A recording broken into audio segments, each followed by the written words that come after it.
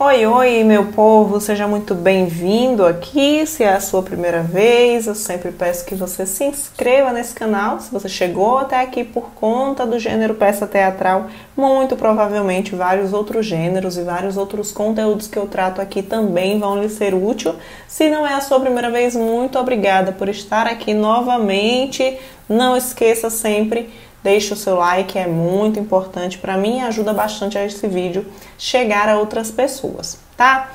Vamos lá, nosso gênero de hoje, peça teatral, aulinha rápida de redação para a gente entender como funciona esse tipo de texto. Quando eu falo em peça teatral, eu estou falando naquele texto que vai servir para o teatro, como o roteiro teatral.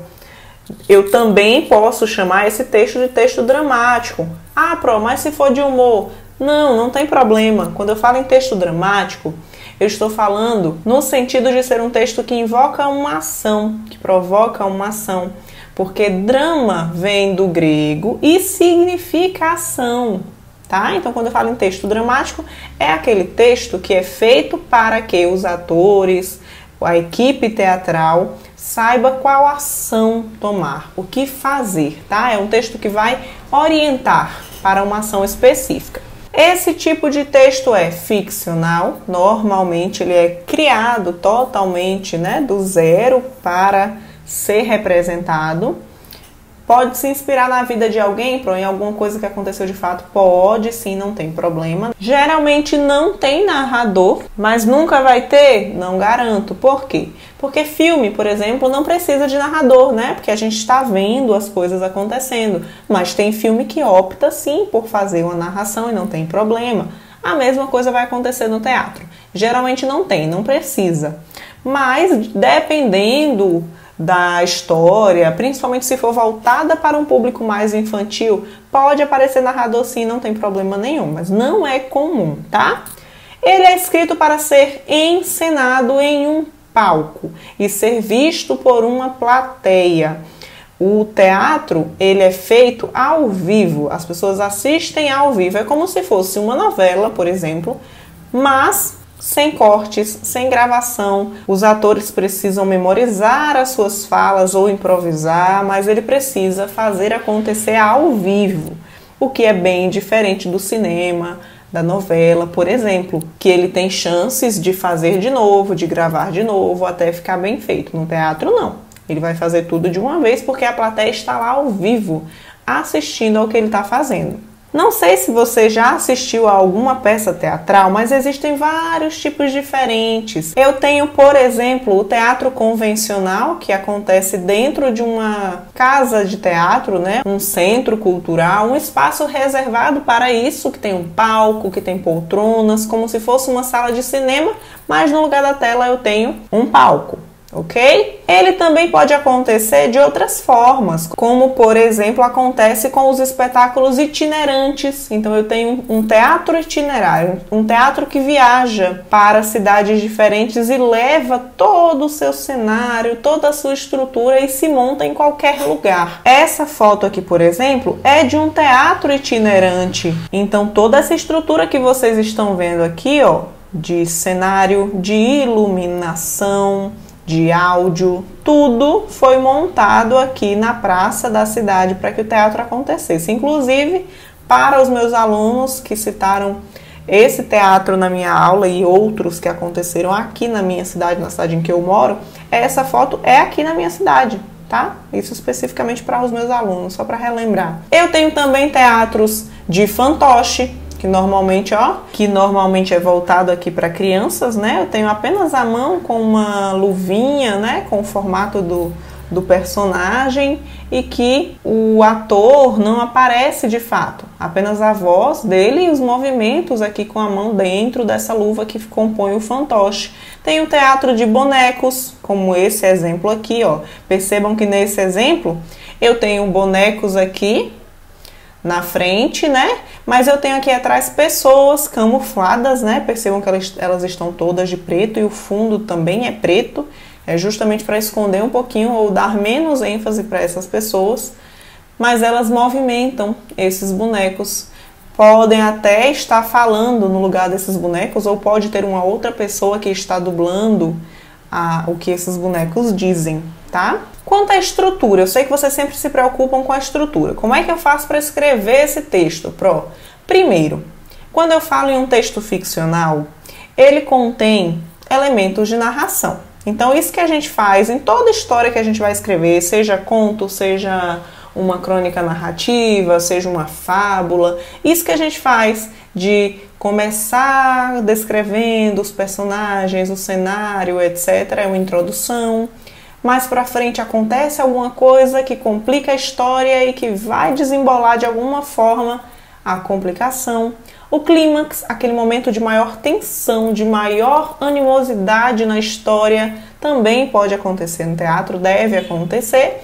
E o desfecho, aquele momento final em que a história se encerra, normalmente logo depois do clímax nós temos um desfecho. Da mesma forma, eu também tenho um tempo, né, que pode ser cronológico, psicológico, pode acontecer antigamente, atualmente, pode fazer esse recorte no tempo também. Eu tenho um espaço, que no caso do teatro vai ser o cenário em que as coisas acontecem. Além desses elementos que já são comuns para todo o texto narrativo, eu tenho também elementos que são bem específicos do teatro, como por exemplo, a fala antecedida pelo nome do personagem.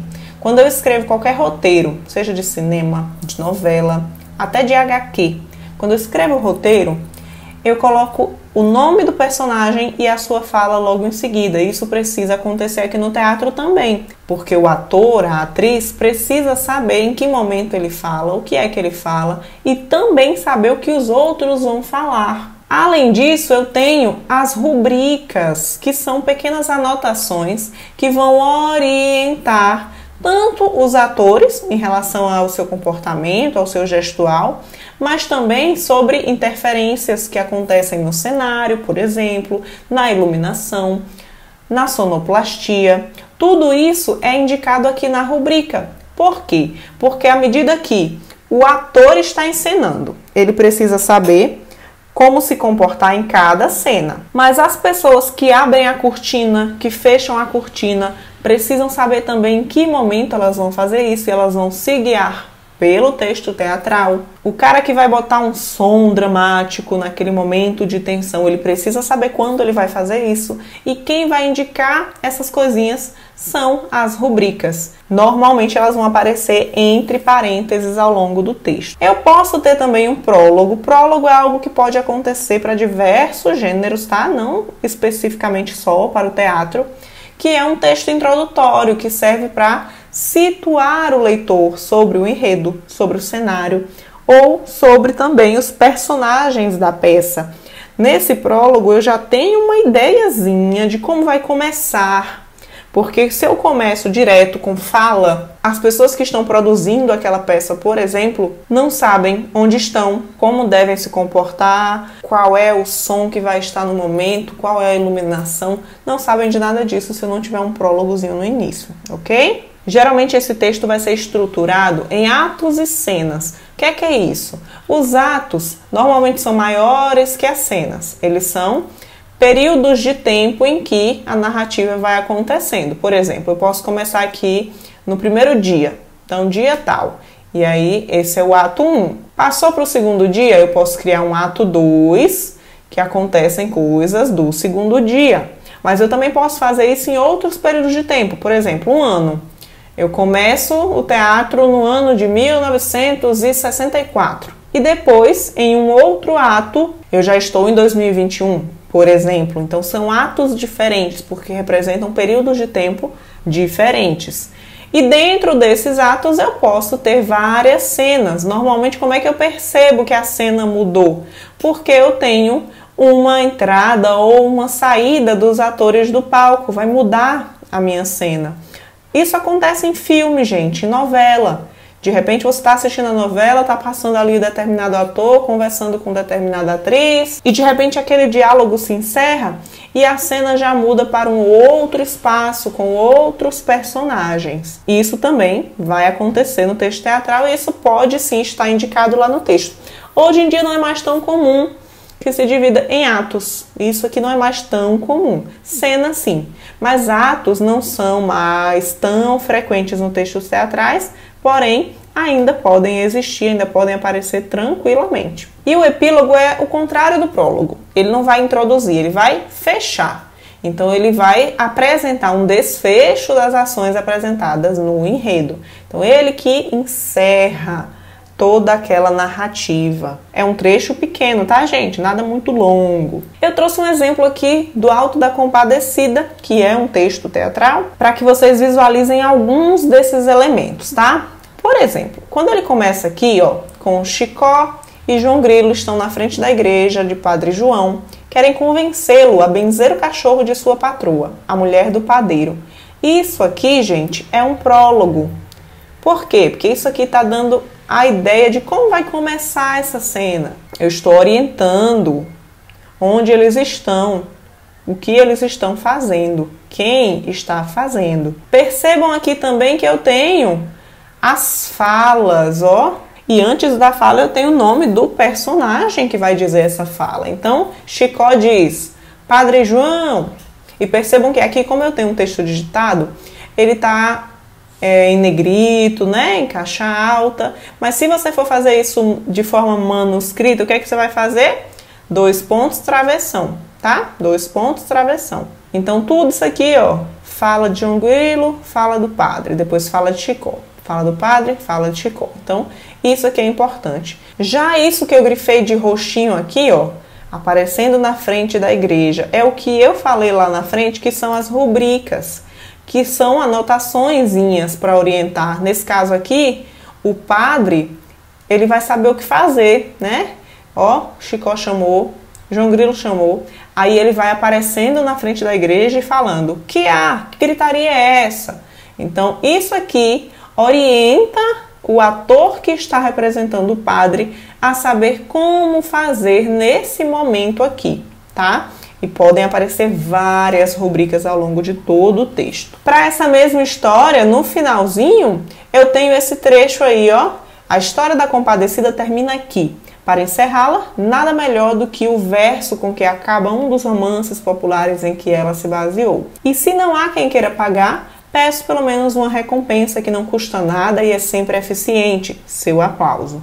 Pano. Quando ele fala pano aí, é no sentido de fechar as cortinas. Ok? Isso aqui está encerrando, então é o que nós chamamos de epílogo. Ok? Já em outro texto aqui, eu peguei um trecho de Romeu e Julieta. Percebam como podem aparecer as indicações de ato e cena, ó. Romeu e Julieta, ato 1, cena 5. Romeu e Julieta, não sei se vocês sabem, mas é um texto teatral. Normalmente as obras de Shakespeare são teatrais. Então tem toda essa indicação aqui. Ato 1, cena 1 significa que esse aqui é o primeiro espaço de tempo, né? O lapso de tempo aqui que ele escolheu, pode ser um dia, um ano, alguma coisa do tipo. E a cena 5 significa dizer que dentro desse momento aqui do ato 1 já aconteceram 4 cenas, essa já é a quinta, percebem? Então isso aqui vai ser indicado logo no topo do ato e da cena. Eu vou deixar embaixo para vocês o link de um vídeo de uma peça teatral dos Saltimbancos, que é uma peça muito representada em todo o Brasil. Percebam, quando vocês estiverem assistindo, quantos elementos acontecem ao longo da história. Quando ela começa, eu tenho um efeito sonoro, então o cara do som precisa saber qual é o som que ele vai soltar em cada momento, então isso tem que estar dentro do roteiro, dentro do texto teatral. Eu tenho um efeito visual, eu tenho uma imagem de fundo, né, num telão, então quem mexe com esse telão também precisa ter esse texto teatral, esse roteiro em mãos, para saber quando ele vai colocar cada cena naquele telão. Eu tenho os atores que precisam ter suas falas na ponta da língua para representar para o público ao vivo. Eu tenho um cenário que pode mudar ao longo da história. Se vocês observarem bem, a partir dos 4 minutos eu tenho uma mudança de cena. Observem como acontece essa mudança de cena. Alguns atores saem e aí um só conversa sozinho, faz um monólogo, né? Uma fala individual. essa já é uma outra cena diferente da primeira. Lá nos 9 minutos e 20 segundos, mais ou menos, eu tenho uma mudança de cenário. Observem como isso acontece, observem como é interessante, tá? Só se realmente você tiver interesse em ver um pouco mais, tá bom? Então é isso, eu fico por aqui, espero ter ajudado vocês a compreender melhor esse gênero. Se vocês gostaram do vídeo que eu deixei linkado para vocês, comentem aí. Se ainda tem alguma dúvida, se querem sugerir qualquer coisa, por favor, deixem aí nos comentários que eu vou adorar ler todas as opiniões de vocês, tá certo? Beijos!